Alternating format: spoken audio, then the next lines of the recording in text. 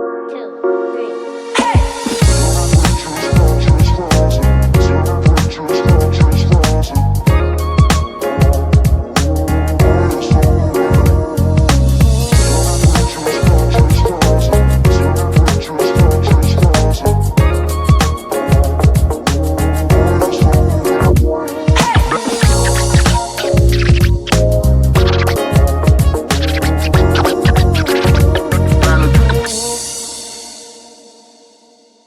In your experience, one of the questions I have here, what are some of the most limiting beliefs that you see in young people?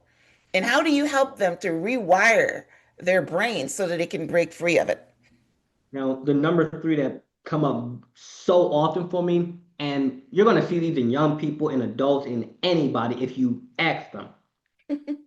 Some variation of I can't because my family didn't.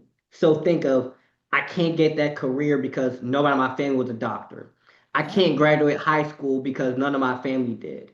I can't move out of the project because we lived here our whole life. I can't do this. I can't make this kind of money because nobody around me did. Hmm.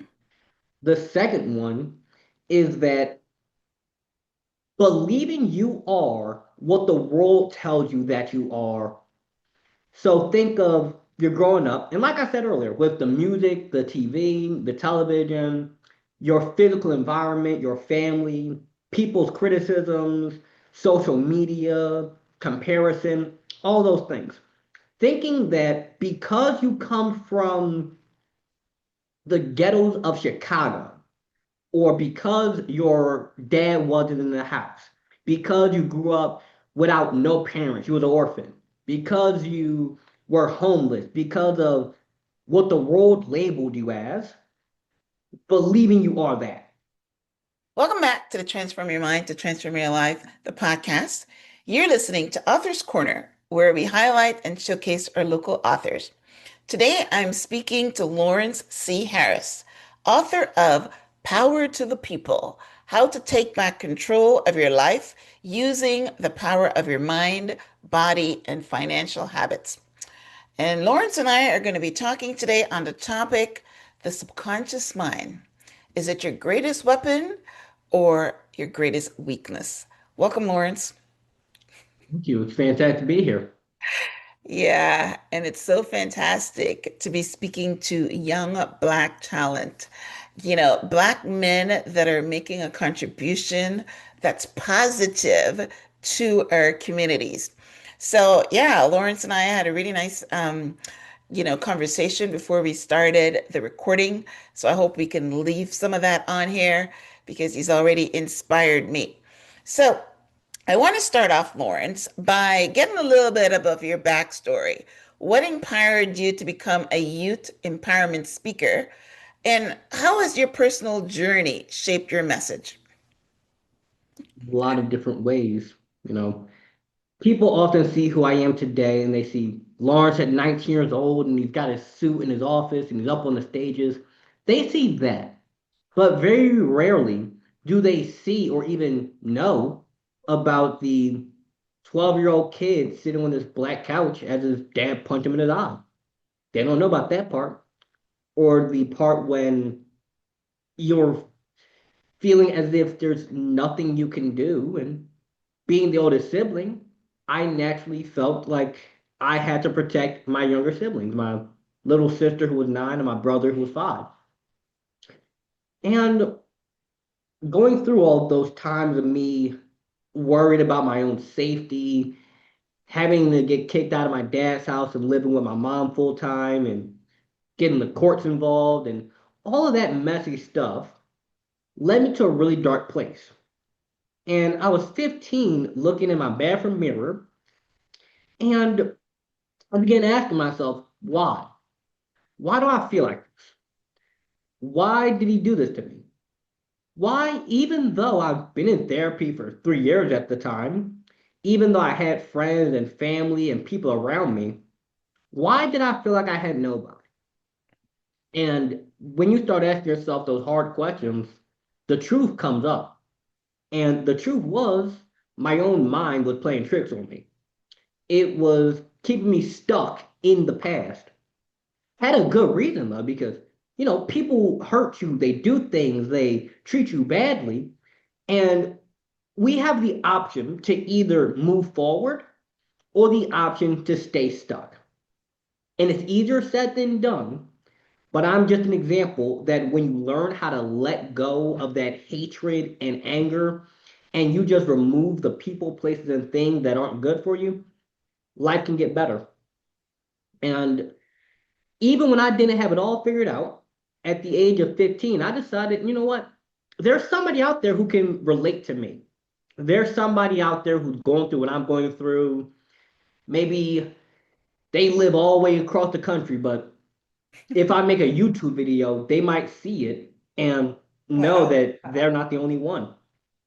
So Wow. I started making YouTube videos, started posting social media content about my life and about what I was going through. And, you know, at the time, I didn't even know how to get better, but I knew that I knew something. I learned from my journey. Yeah. And Everything from is there, better it once just, you share it. Oprah yeah, says that. So that's it probably gets what it better is. once you share it. Yes. Like you just said, it gets better once you share it and you learn how to get those thoughts out your head and you figure out, wait, we could start journaling and meditation and all of these different things. And putting that content out there led me to finding out about people like Tony Robbins and all of these speakers. I'm like, wait, people are getting paid off of what I'm doing. So Yeah. I started volunteering at churches to do this. I gave presentations at schools, and even yesterday I was doing a speech at a place in my city. So it's been Yeah, an well, name your interesting city. journey. You were telling me about that speech that you're giving in Philadelphia.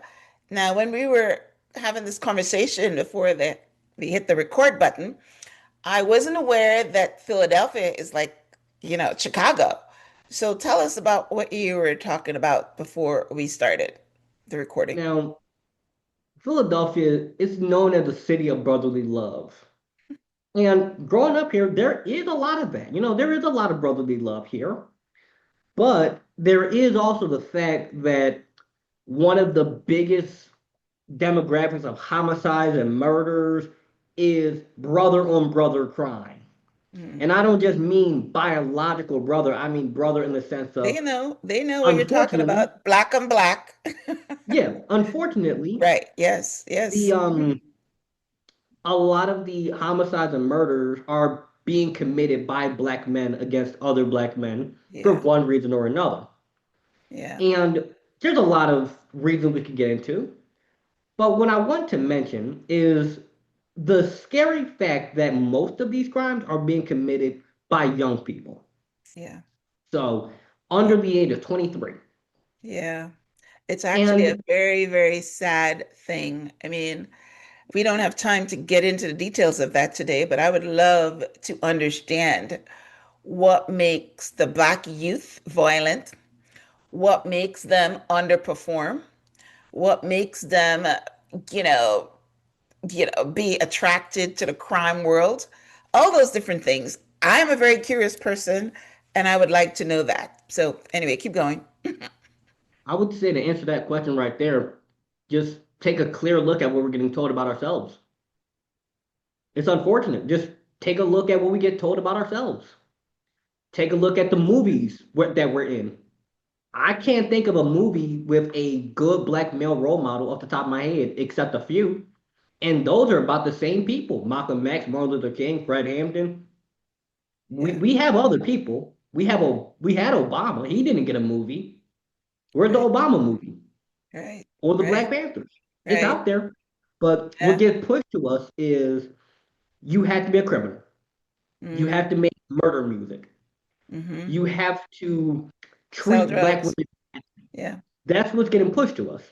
Yeah. And if you're 5 years old and you're growing up hearing this and seeing this, and this is what you're raised around, and this is how your uncle is, and this is how your dad is, and this is what you're being told. It's not that crazy to think when you're 15, you end up in prison for a gun charge. And it's not even that we're violent. A lot of the times, it's that you get caught up in the wrong crowd and you just want to protect yourself. So that's what that organization in my city does. It's called New Leash of Life. They help nonviolent gun offenders get their charges dropped by proving they're not violent. They just grew up in a bad situation and were trying to protect themselves. Yeah, that makes sense. Yeah, I understand why the government is cracking down on the gun charges. I mean, on the guns, because it's just like I was talking to my husband recently about how great New York has become. And that's because, Giuliani got rid of all the guns because, yes, if you don't have a gun, then you're not going to shoot it. So it's the first stage is not having a gun. But I understand what you're saying. Why put someone in jail for 20 years or these, long sentences for just having a gun that they didn't use? So yeah, that is a good movement, but you're right. We need to go back and let them know that yeah, don't get the gun to protect yourself because guess what? You are going to use it. It's really interesting that my daughter is um, in the organization where she's trying to get prisoners to vote and things like that. And she was speaking at a prison in Maine, over for Juneteenth.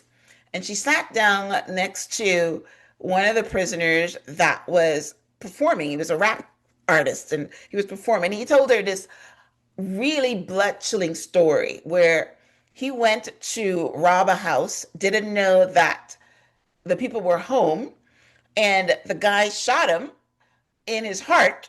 I mean, one inch from his heart or something, and he got 20 years. He didn't shoot the gun. He didn't do anything with it, but he was there with armed robbery, I guess that's what they call it, and they give him 20 years, even though he's the one that got shot and got hurt. So yeah, if he was at that robbery without a gun, things might have turned out differently. You know what I mean? So yeah, we want to tell them the message should be don't get the gun. There's nothing good going to come out of it. But anyway, what do you tell them when you speak? When I speak, I'll go in there and I know the reason what led them to that organization is don't get the gun. They already did that. That part we've gotten past that. They Okay. had it. The cops got them. Now they're focused on. They've seen the error of their ways. They're trying to change. But when I speak to them and they start telling about their life, it's one thing to look at it from the perspective of what we should do, but if you're a teenager and you grow up and you just saw your uncle get shot right in front of you due to gang violence, even if you're not going to retaliate, you want to be capable of protecting yourself. Yeah. And it's one of those I situations where, understand the psychology. Yeah. Go yeah, ahead. and it's unfortunate that even taking this beyond gun violence, because that's a subject we could go on and on about. Because I've I know, right? looked into the psychology of this. Like I said, I've been doing these speeches for like the last 4 years.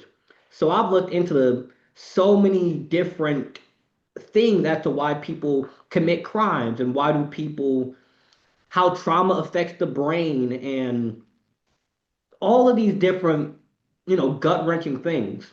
And what they all have in common is a lot of times people will do bad things for a really good reason. Like back when I used to withdraw myself from the world, like I would go weeks barely talking to people. It was a bad thing for a good reason. I was worried that I was going to be hurt because my dad hurt me. Even though for years I was out of his house, I hadn't seen him, hadn't spoken to him, that trauma can keep you mentally stuck. Of course. Of course. And it's up to us to figure out how we can get out of that. And I just try to help people realize that you don't have to stay stuck in your head. Because I used to be, and it's a really bad place. Yeah. But once you rewire that subconscious, and we're going to get into that too, because Right. I came to the prepared to talk about that. Yeah, well, Once you learn to right. The once you learn to subcon rewire that subconscious right, thinking, right, right, you will right. be able to realize that life is actually it's as good as you believe it is. It's Yeah. as bad as you As you believe it believe is. it. Yep. Yep. Yep. Yep. the subconscious, which is why I picked, you sent me several different topics, and that's why I picked that one because I love the subconscious mind. I use the subconscious mind to manifest because I know that whatever you put in there is going to run around and try to find a place for you to. So I use it for the positivity, for manifesting my goals, my dreams, and things like that. But you can also, which is basically what our topic is, it can be your greatest weapon if you want to. You talked about Tony Robbins. I started off with Tony Robbins as well. And what was his message? His message is the power within, because we have the power to do anything that we want. We were born with it. It's the power within, right? So, Yes. yeah, the subconscious mind allows you to do that. But you're very right. 90% of the people are not going to take the steps to rewire the brain. They're going to let it control them. And what does the subconscious mind do? It keeps replaying the same things over and over and over. 95% of our thoughts are automatic. There's just like Oh yeah. 5% that we control. So, yes, if you don't stop the madness, interrupt the pattern, then you are going to be stuck. And it's really great that you, as a young man, as a young black man, have an audience where the other young black men can use you as an example. And it's great. So, Yeah. in your experience, one of the questions I have here, what are some of the most limiting beliefs that you see in young people? And how do you help them to rewire their brains so that they can break free of it? Now, the number three that come up so often for me, and you're going to see these in young people and adults and anybody if you ask them. Some variation of I can't because my family didn't. So think of I can't get that career because nobody in my family was a doctor. I Yeah. can't graduate high school because none of my family did. I can't move out of the project because we lived here our whole life. I can't do this. I can't make this kind of money because nobody around me did. Hmm. The second one is that believing you are what the world tells you that you are. So think of you're growing up, and like I said earlier, with the music, the TV, the television, your physical environment, your family, people's criticisms, social media, comparison, all those things. Thinking that because you come from the ghettos of Chicago, or because your dad wasn't in the house, because you grew up without no parents, you was an orphan, because you were homeless, because of what the world labeled you as, believing you are that. Yeah. And whatever you believe you are, you will become. Oh, yeah. And the third one I As a would man say, thinketh, so is he. oh yeah, Classic. Right. Hmm. you'll see that in everywhere. And the third belief is that this one is real gut wrenching for me, especially, is believing that you can't amount to anything. So we Yeah. often allow what other people say about us and what the world shows us and TV and entertainment and comparison to define us. So, in order, firstly, you want to start a business, you want to get a career, you want to do a job that no one in your family has done before. Oh, I can't do that because my mom never did it. My dad didn't do it. My uncles, my cousins, nobody in my environment is a business owner, so I can't. And you'll look around and nobody around you has done it before. So you don't have an example in front of you. Yeah, you have an example on the TV. You have an example in the movie, but that's a movie. You don't have access to that person. And when it comes to allowing what the world to say about you, as a black man, we get told things like you have to be so tough and so hard, and the world's out to get you, and the that of course, things like racial profiling still does happen. It does still happen, but it's nowhere near as bad as it used to be. Like I think we can all agree that it's not as bad as 80 years ago when you'd Right, walk on the wrong side of the street and get a hose sprayed at you. right, right, right. That was back in my grandpa's time. Back then, people were getting hosed and dogs and bit, even in like the 70s. But now it's more so like stereotyping and people saying, oh, because I have dreadlocks, oh, I must smoke. I don't. Oh, because you're a black man, you must live in the ghetto. Hmm. I mean, I live in a mostly black neighborhood, but we're homeowners. When Hmm. people own a house, they treat it different. Hmm. Funny enough, last night, me and my mom were having this exact conversation about how, you know what Section 8 housing is, right? Hmm. So it's really common that a lot of people will set up their life in a way where they can live completely off government benefits. Yeah, Because if I can get pretty yeah, much free housing, food stamps, welfare, and because Section 8 is income based, if I only got to pay $50 a month in rent, why would I step outside the box? Like, right. why would I? It's Yeah, weirdly comfortable inside of this box. yeah. So Now thinking that just because, that is heart-wrenching for me because I know you're telling truth. I know you're telling truth, and that yeah, is, yeah. Anyway, yeah, I've seen it it so is. much. Yeah, It's it is very so true. Yeah, it's so sad. Like the number one predictor of wealth is not your race, it's not your gender, it's not your family, it's not your education. It is your zip code. The zip code were born in is the number one predictor of your wealth for the simple fact that what you're around. If you were born in Beverly Hills, that means you were born around money. yeah, You were born around people who either worked in entertainment, they had a high level career, they had a business of some sort. yeah, And growing up, you soak up everything. Kids are like little sponges. yeah, And if you put a kid in an environment where nobody has goals or ambition, everybody is hurting each other, everyone thinks that somebody's out to get them, it traps you there because you don't know anything else. And you're allowing the world to tell you that because you come from this place, because you look like this, because you dress like this, you talk like this, you are this label we put onto you, that means you have to stay over there.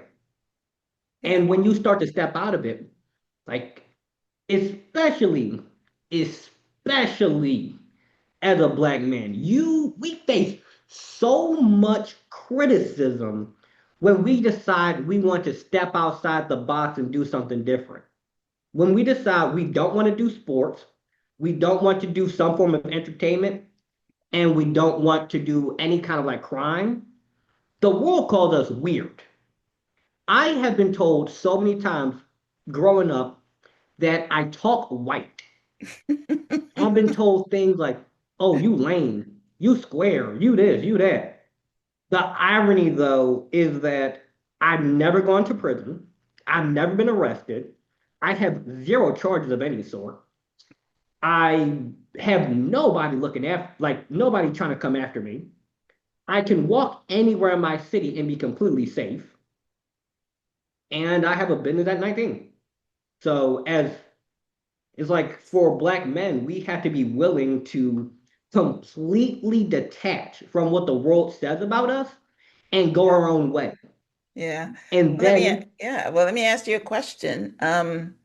I was able to get into the psychology a little bit about the question that I asked. Why are the Black youth endangered? And you just told me why. So for how do they break that mold? For instance, my husband grew up in the hood. Everyone around him was selling drugs. You know, most of his friends now are dead. You know what I mean? But he refused to smoke. He refused to sell drugs, right? Because his father, even though his father didn't know how to read, right? Because they came from the plantation, right? His father put in him education is important, right? So, and he also had coaches because he turned out to be a, he was in the mold. He turned out to be a football star, right? So his coaches had influence on him. But let's talk about the same demographic that you talked about. How do they become like you? How do they step out of this mold? Who were your influences? Okay. So I was fortunate enough to have a mom who really cared about me. Like growing up, she always nailed that thing into me. Like, Well, every mom Lawrence, you, cares, but did she motivate you to do better? How did she? oh, Mom always oh yeah. cares.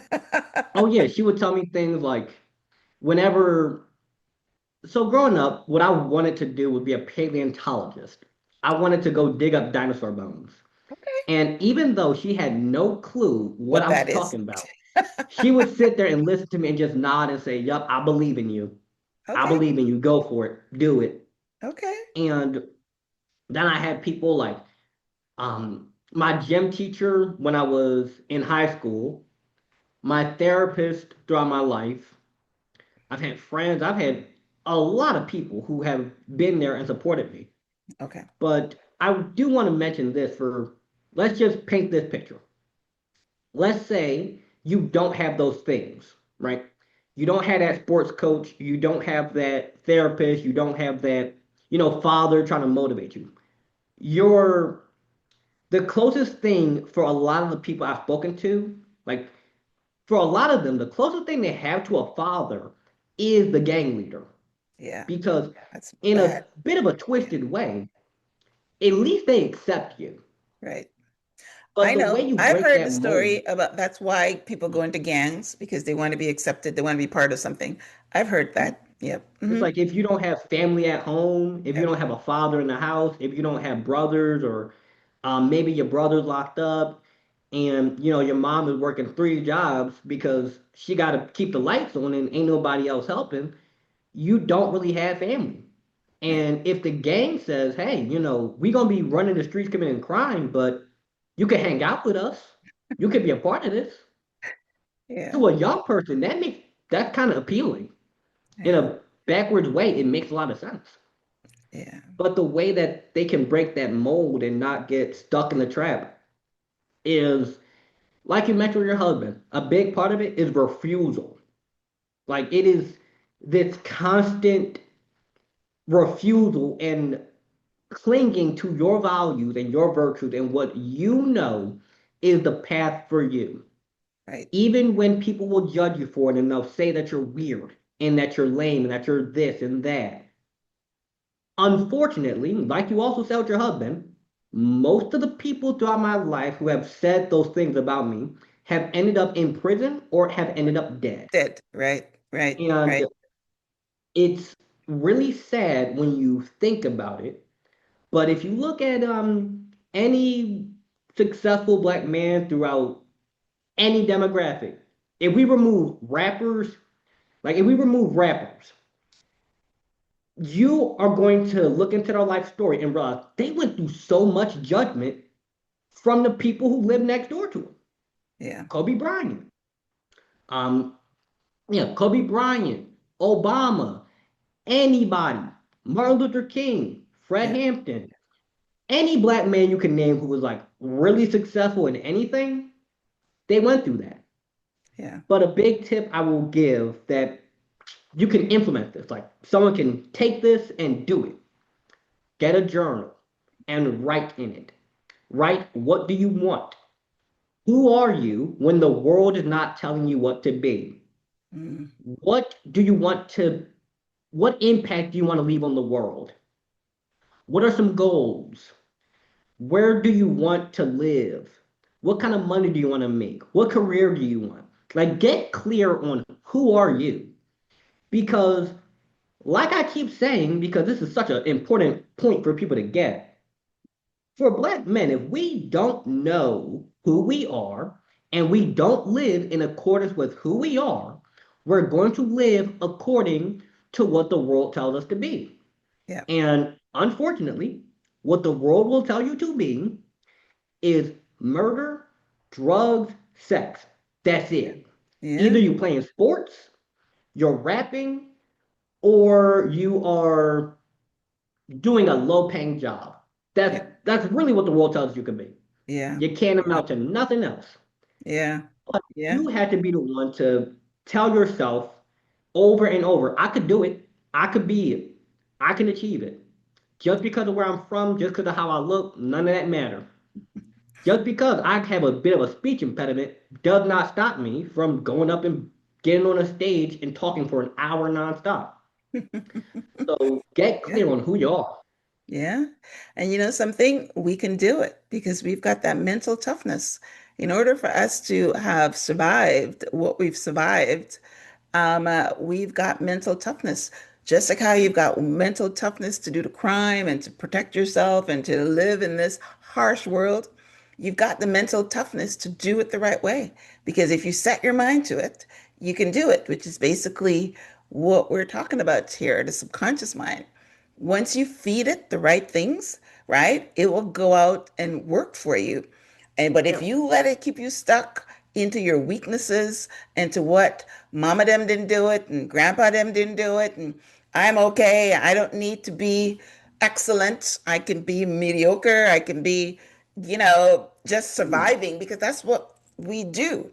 You get the paycheck and you spend it all and you wait until the next week comes and you know, but you're just surviving, right? We've got to learn to thrive because Yeah. that's not what we're here to do, right? We are not here to just survive. We're here to thrive.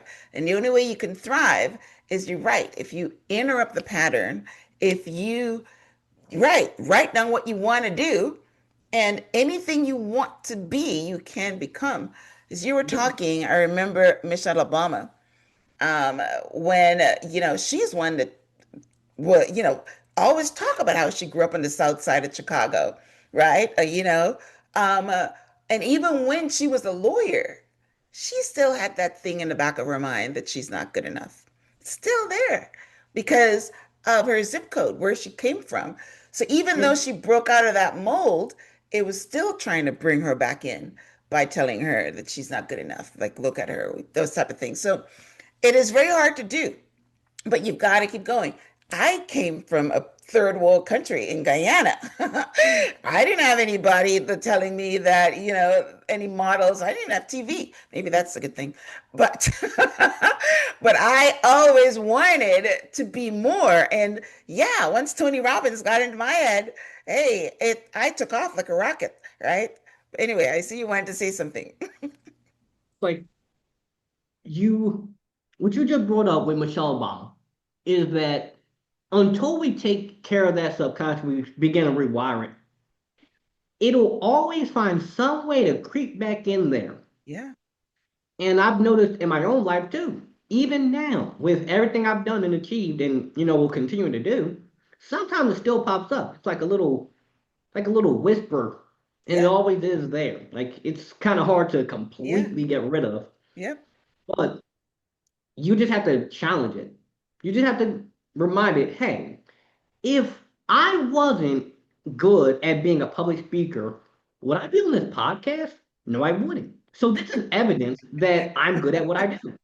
yeah, If yeah, I wasn't good enough to get into the NBA, it would be strange for me to already be on a D1 basketball team in college because that's the step right before the NBA. right, So I'm right, right. already 80% of the way there. Mm-hmm. Mm-hmm. Okay. And when you Yeah, do get in you've got there, to you might challenge start it. thinking, yeah, Yep. but am I good enough to stay? Am I good enough to have a long-term career? Yeah. Every day you're in there, you're in there. You have to expose yourself to something new. You have to show yourself new foods, new places in the city, new opportunities. Like last year, actually, I got a job that was 2 hours away, and it was a 2 hour bus ride. Every day I would catch the bus, 2 hours there, 2 hours back. The reason I did that was because it is so far out of my city that on that bus ride, I would see so many different things, different neighborhoods, the different trees, and it was actually in a different state. So Philadelphia and New Jersey are right next to each other. Right. So I would see Pennsylvania, then I would see New Jersey, and I would see the suburbs of New Jersey, and I see the The houses and how the houses. people, yes, Yep. Yep. and how Yep. the Yep. stores are, and how everything's so clean and this and that, and I'm just like, people really live so different. Yeah. But when we keep That's ourselves very good trapped in this, actually what you're saying. Yes, very good yeah, at or what you're saying. maybe Right. you don't need to do all that because for me that was a bit extreme. Maybe you could just take a bus in your city and catch it to the end of the line. Or read a book. You can get out of your environment. That's what books are for. And that's probably Yeah. how I did it Or actually, because I was always in a book, right? Yes, yeah, or always you in a could book. just watch a YouTube video of luxury houses. Right. I used to Well, go I to didn't have those back then, but yeah, I yeah, used to go but to but these open houses in my city, yeah, that's how or you I would did take tours of apartment buildings it. that I know I couldn't afford. I know I couldn't afford this place, but I just want to Right see what it's now, right now. That's right. right now. Yep. I can't, but I know I will because Yes. it was a tip I got from Steve Harvey. Hmm. He said you should save up enough money to take a first class flight sometime. Hmm. Because once you do it, I mean, I've never done it, but according to him, once you do it, you'll figure out how to get back on that first class flight. Well, yeah, those first class flights. I mean, I remember my sister went to Paris one time with a very rich, wealthy man, and he spent $40,000 on first class. I'm not going to spend that. I don't blow my money. Yeah, But I'm not doing all that. but I know what you're talking about. Go things that doesn't going to cost you all that much money. You go and you tour $1 million homes. You go and sit in a bar where there's a whole bunch of millionaires and have a drink. Things that doesn't cost you a lot. But what he's trying to say is that you should get comfortable around money. That's basically Yeah, what that message is. And you don't normally have to spend $5,000 for a first class ticket. I went first class once, but someone paid for it. I don't know how much they paid, but I don't blow my money. I was yeah, or in a more easy, simple way, because let's say you don't have a passport, you've never been on a plane, you don't have money for a first class flight. If there's a fancy restaurant in your city, order the cheapest thing on the menu.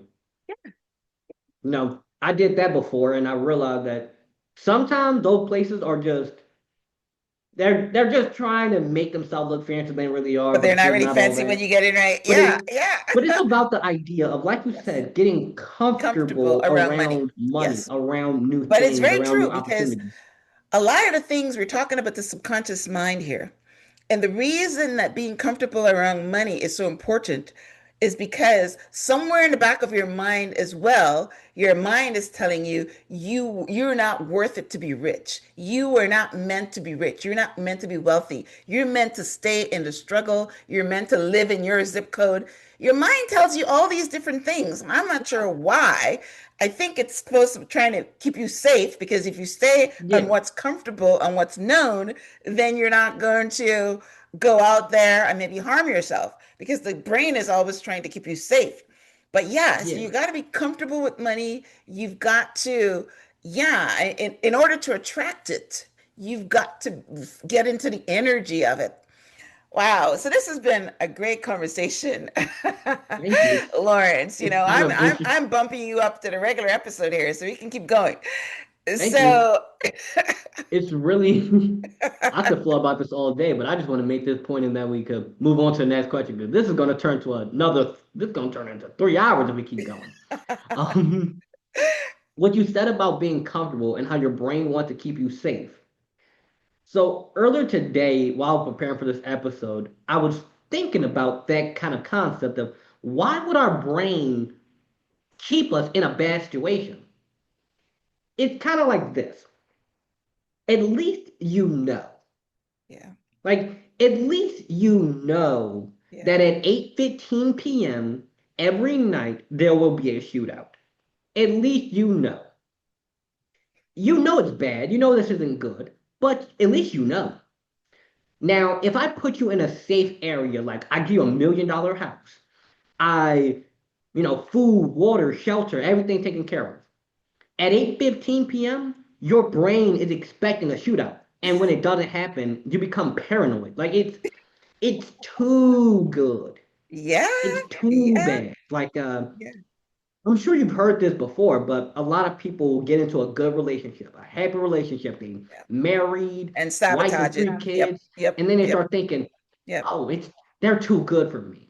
Yeah. They've got to be cheating, but they're not. Now they're going through their phone thinking, who's Sarah? My Yeah. sister. But it's like until Yes. we fix that subconscious, Yes. our brain is always in panic mode if Yes. something is new, Too good to be even if true. the thing is good. Yeah. It's like if you won the lottery, that's really good. You made a ton of money, but your brain isn't used to this. It's kind of scared. Yeah. So because it's scared, it wants to go back to normal.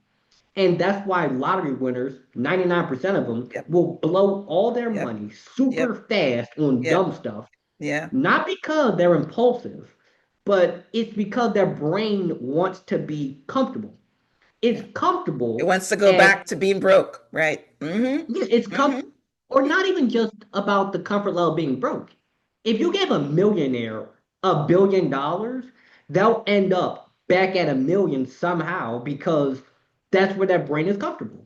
Mm-hmm. And all of us have a mental comfort level around money, Yeah. around the kind of people we're in relationships with, Yeah. around our health, around our food, everything. Yeah. It's your brain is comfortable or uncomfortable. Right. And your brain doesn't view it as comfort or discomfort, it views it as life or death. Yeah. Danger. Yep. Exactly. We're still running Yeah. with the same brains from when we were fighting lions with Yeah. swords. Yep. Yep. Yep. Yep. It's very true. Yeah. It's Like very, you got very to true. normalize yourself to it. Yeah. I like what you talk about the relationship though, but yeah, we never really think about that. But you're right. Um, I always go back to what Halle Berry mom said. She says her mom said, if it looks too good to be true, it usually isn't. But that's again your subconscious mind telling you that, you know, that thing that says, you know, this person is too good. Something must be wrong, right? Sometimes it is good to be aware of that. But if you go into everything thinking that, that's what the end will be because you know we always project what comes. I mean, if you're Yeah. afraid of something, you're actually attracting it. So if you It's go in a like, relationship thinking this person is too good for me, and if they're good, that means there's something, they're hiding something. But yeah, we all come from that. Like we all come from things that says, you know, if the person is too quiet, then there must be a snake. We're all fed that stuff, you know? yeah, and that's so unfortunate.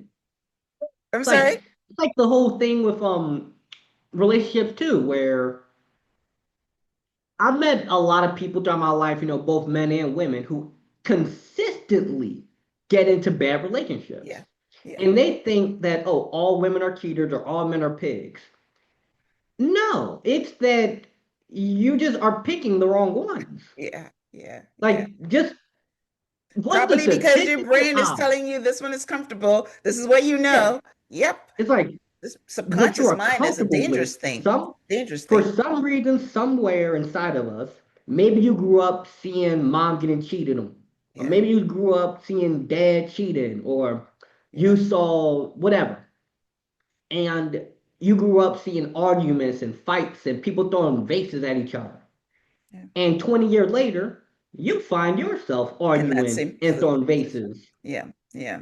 because there's no way every single person you've ever met in your entire life has been a cheater. There's no way. Right. Yeah. It's just that something inside of us is making us pick this. Yeah. And we had to get honest and we had to look at it. Look at the honest truth. Every single person I've dated had cheated on me. I'm the common denominator. I'm the common denominator. Mm-hmm. Not to say it's my fault, but I'm the one picking them. Yeah. I'm the one Yeah. picking these people. Yeah. So if I don't fix what's going on in me, I can't fix the outside. It's like trying to clean a mirror. If Right. your face is dirty, but you're trying to clean the mirror, you're never going to get clean. You have to clean yourself and say, I have this stain on me. I'm dirty. I need to wash up. And you got to clean yourself, and then the external will be cleaned. Yeah, yeah, yeah, yeah, exactly. Love it, love it. All right. So let's look at one of the last questions have here for you is the power of the subconscious mind to fuel our dreams. I told you how I use my subconscious mind. I use it because I know that it can be programmed, and I know the subconscious mind is actually the God mind, right? So that's how I use it. But how do you teach? How do you speak to it? How do you let's talk about our audience today, a black man or someone that's living in struggle, in Philadelphia where they think they have to have a gun to protect themselves, or Chicago or LA, or I mean, you can go on with cities everywhere, right? So how can they break that mold and use the subconscious mind to power their dreams? I know we talked originally earlier about writing down who you are and what do you want to be. Is that the way we're going with that? That's one way to do it. The other one is that when it comes to not only just manifestation, but then what you just said with the subconscious being like your God mind. So, with that right there, think of it like this: God, whatever one you believe in or worship, however, is responds to your emotion. It responds to what you really feel deep down. True. You still want $1 million all day and all night, but you gotta feel like $1 million for you to get that download in your head of what to do. It's not just gonna be, oh, buy this lottery ticket. No, it's going to be a little whisper, like a little nudge of, okay, start a business, get this career, do this. But what I tell people is first off, just plain and simple, write out what you want. That's step one. You gotta know what you want because if you want to change something in your life, you have to know where do you want to go. Then, once you have written out what you want, it could be as simple as I want to live in a safe house. I want a job. I want a car. I want a girlfriend. Whatever it is that you want. Then close your eyes and vividly imagine yourself doing that. Start off in third person. Like imagine yourself like a video game character, you're watching a movie, you're seeing stuff happening. Then, and this is critical for it to fully work, you have to view it from first person perspective. You have gone from the player in the game to now you are in the game. You are the character. You're on the stage. You're driving the car. You're in the relationship. You have to play it in your head over and over. And if you put on music while you do this too, and that music is about the subject that you want to achieve, like you're putting on music about money, you're putting on music about happy relationships, you're putting on music about success and working hard and succeeding in life. Now you have energy, like shooting through the air. And that energy is physically vibrating your brain. And that physical vibration combined with your emotional and spiritual vibration come together and actually rewire your brain. It's called neuroplasticity. Mm-hmm. Your brain will physically change itself based on what you believe. And slowly but surely, it's like a progress bar. So you don't just do this one time and problem solve. No, if you spent the last 20 years saying doom and gloom and life is so terrible, you have to undo that. Mm-hmm. So you'll make a little bit of progress, but you still have all this weight. And you make a little bit more progress and a little bit more progress and on and on and on and on. And eventually, you'll start to notice small things like, huh, compared to last year, I have $300 more. Huh, compared to last year, I'm more confident around talking to women or talking to men. Huh, compared to last year, I'm less stressed. And then the next year, you're like, hold up, I have a job now. I have a successful business. I am in a relationship. And then the third year, you're like, wait, I have made so much more progress. It's not level one, level two, level three. No, it's like exponential. So instead of being a straight line up, it's more like a curve that eventually shoots up. Hmm. Hmm. So just stick with it. That's the simplest advice because we could go into the Wow. details Wow. of different manifestation techniques and Mm. fasting and prayer, and we could go into all those advanced things. But step one, you just got to know what you want. Yeah. Like if you don't know what you want, Hmm. God can't give it to you. Right. You have Right. to know what you want. Yeah. Well, Lawrence, I mean, I'm sitting here and I'm listening to you, and I've been in this space for a while, and I'm extremely impressed with you. So, you talked about Tony Robbins. I hope to see you in that stage one day. I mean, I know you're visualizing it.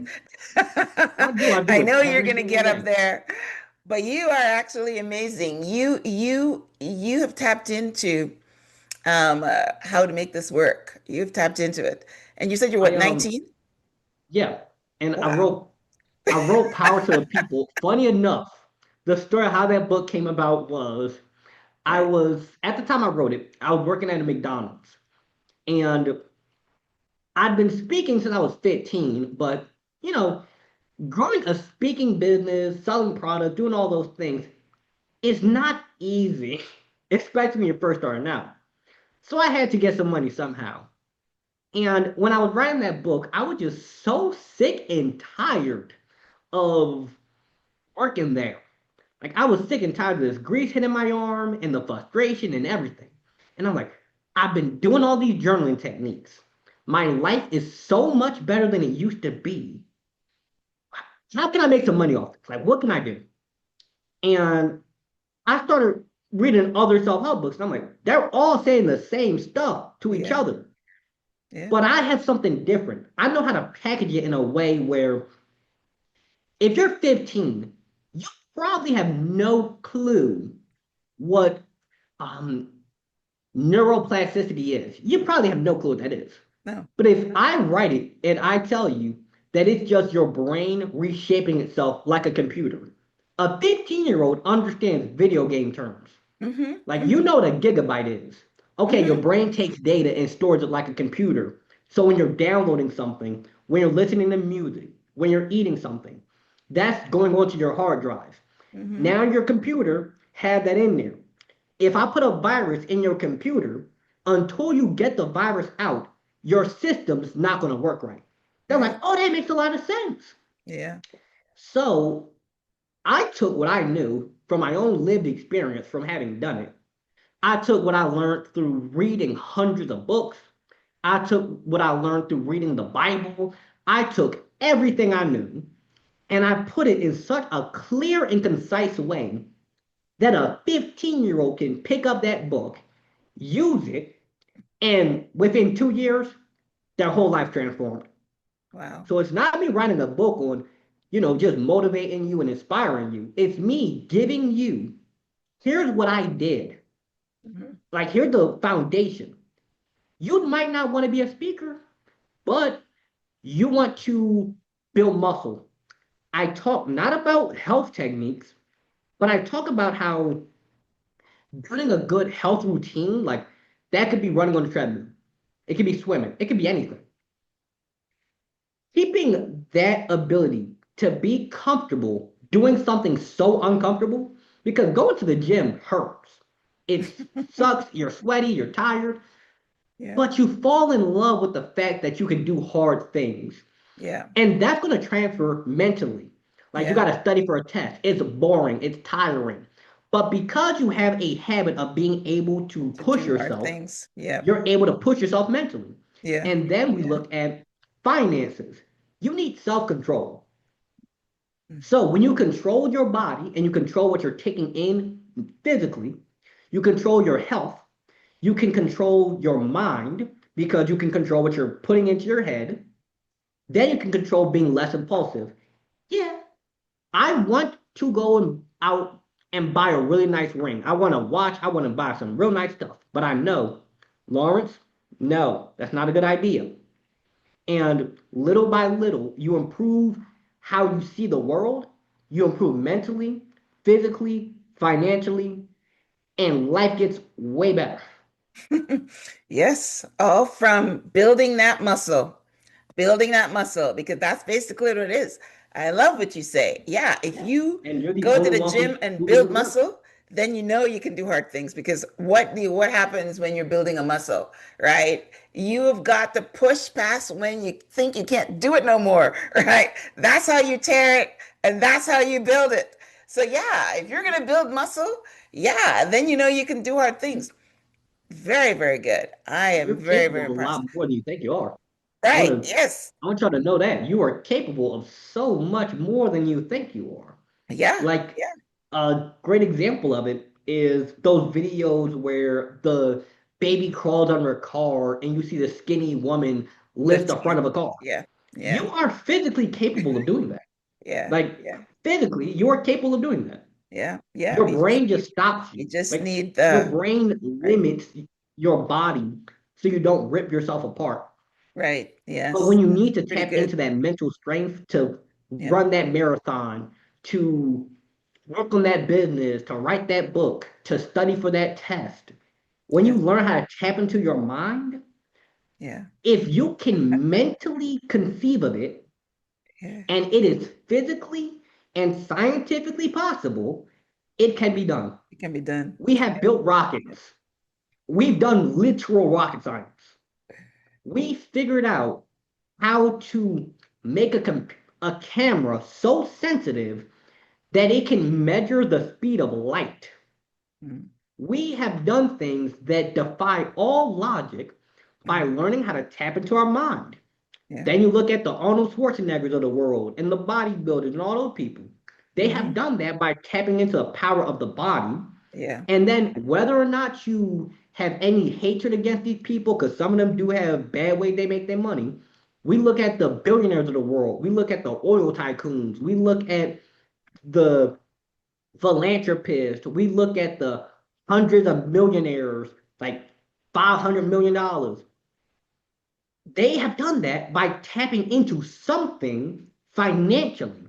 Now imagine if you took the health habits, the mindset habits, and the financial habits that allowed them to get to that point. I'm not saying you'll be a millionaire. Mhm. I'm not saying you'll be Arnold Schwarzenegger. And You I'm will not improve saying your that you'll life, be though. Yep. Albert Einstein, but you will be Improve better your lives. than you Right. are right now. Yep. Yeah. You will improve your life. Right. We don't all want to be Bezos, or we don't all, I have always said that. Yeah, I don't know. You just want to be not even the word comfortable. You want to thrive and not just Yeah, survive. So like you want the amazing. freedom Right. to, like, just an example that a lot of, especially young men who come to me, that they say, you want the freedom to pay off your mom's house. Right. You Yeah. want the freedom to get your grandma off dialysis. Yeah. You want Yeah. the freedom to have Make a food in the difference in the refrigerator. It world. can be that Yep. simple. You might just Make a want to be able difference to in the buy world. some food. Yeah. Yeah. Help other people. You're right. That's basically the what God's kingdom say. In order for you to help others, you need to have money. That's what tithing is all about, right? You have Yeah. to have it first before you can give it away. So amazing, amazing, amazing. All right. Well, we're at the end of our time. I took you to the full show, but we're still out of time. So tell us about your book again. It's called Power to the People: How to Take Back Control of Your Life Using the Power of Your Mind, Body, and Financial Habits. You already told me how why you wrote it. So tell people where they can get in touch with you. If you have a website or your Yeah. social media handles, because you are So somebody that they need to know. my website, that's where if you wanted to buy a hand signed copy of Power to the People, you can find it there. If you just want to go through Amazon and have it mailed directly to your door without me having to take the extra time to run to the postal office and do all that, you can find my book Power to the People both on Amazon and my website, lawrencecharris.com. My social media handles, Lawrence C. Empowers.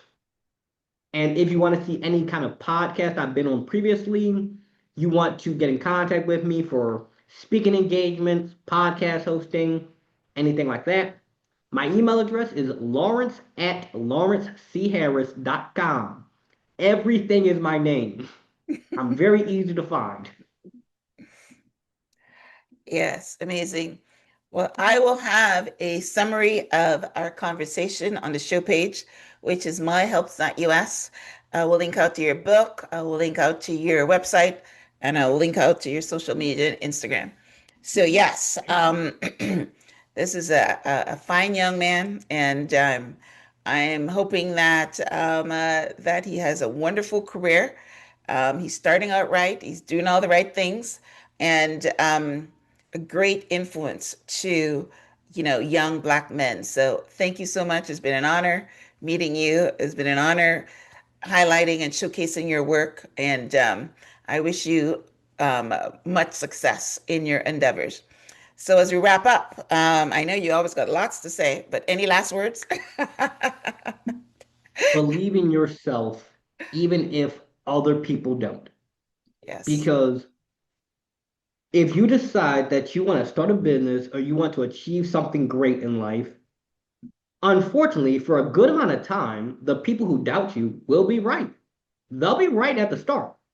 Yeah. They'll be right when they say that, oh, nobody's going to buy that. Because maybe for a couple of weeks, for a couple of months, maybe even a couple of years, people might Nobody's not buy right. it. Right. But they're only right until they're not. So you have to believe in yourself, even if other people don't. Right. Yes. Yep. Yep. Awesome. All right. Well, with that words of wisdom, I will say thank you for tuning in to this week's episode of Transform Your Mind so you can transform your life. Today, we're talking about transforming the comfortable subconscious mind so that it would, not keep you stuck in the past or keep you stuck in comfort. You've got to learn to rewire that brain. And as Lauren says, you got to know who you are and go for it because anything that you perceive, you can achieve. All right. And with that, we're going to say thank you. Thank you, Lawrence. It's been a pleasure. Until next time, namaste. Have a great one.